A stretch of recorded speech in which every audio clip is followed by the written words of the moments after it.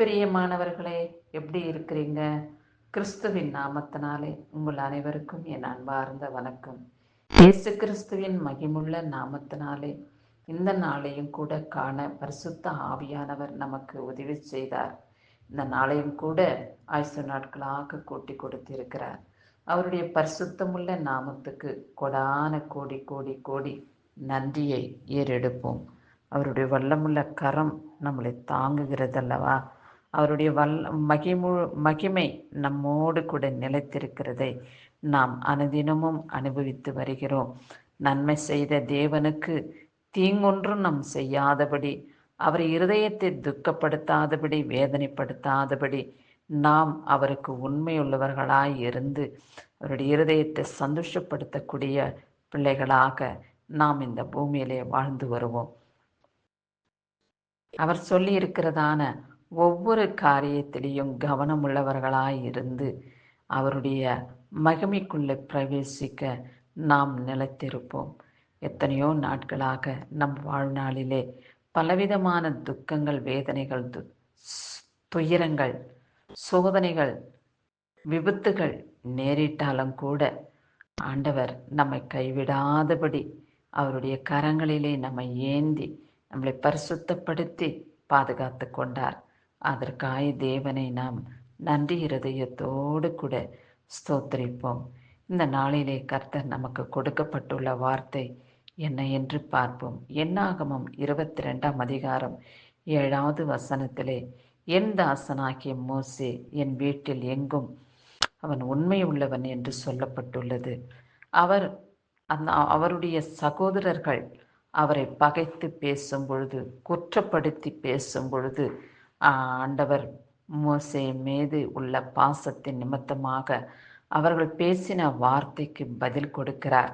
மிரியாமுக்கும் ஆரோனுக்கும், ஏதோ நீங்கள் பேசுகிற காரியங்கள் எனக்கு பிடிக்கவில்லை என்ற கருத்தை வெளிப்படுத்தி இருக்கிறார்.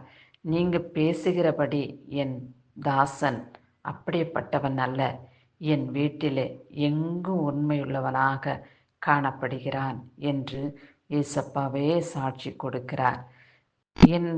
அவருடைய வீட்டில் எங்கு அவர் உண்மையுள்ளவராக காணப்பட்டதை, அவர் எப்படி ஒரு மனிதனை குறித்து இந்த பூமியிலே சாட்சி உள்ளவராய் இருந்தாரோ, நம்மை குறித்து கூட ஆண்டவராகிய இயேசு கிறிஸ்து சாட்சி உள்ள ஜீவியத்தை வாழ விரும்புகிறார்.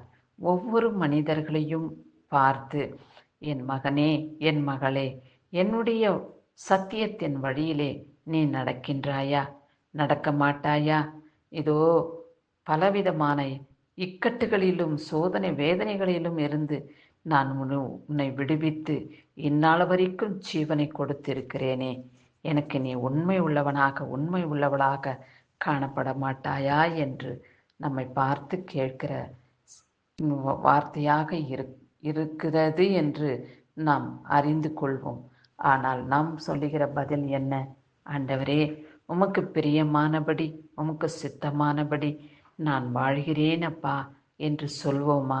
இல்லை, நான் உலக போக்கிலே போகிறேன், உலக சிற்றின்பங்களிலே வாழ்கிறேன், பலவிதமான சந்தோஷங்களையும் சிற்றின்பங்களையும் அனுபவித்து வாழ விரும்புகிறேன் என்று சொல்லுகின்றீர்களா? அப்படி இல்லை. ஆண்டவரே இயேசப்பா, உம்முடைய சித்தம் போல உம்முடைய விருப்பத்தின் பிரகாரம் நான் வாழ்ந்து வர மோசேக்கு கொடுத்த அந்த மகிமையான பெயரை எனக்கும் கொடுங்கப்பா. உங்கள் வீட்டில் மோசையை போல நான் எங்கும் உண்மை உள்ளவனாக காணப்பட வேண்டும் என்று அவரிடத்திலே நாம் பிரார்த்தனை செய்வோம். நம்முடைய பிரார்த்தனை நம்முடைய வம்சத்தை ஆசீர்வதிக்கக்கூடிய பிரார்த்தனையாக காணப்படும்.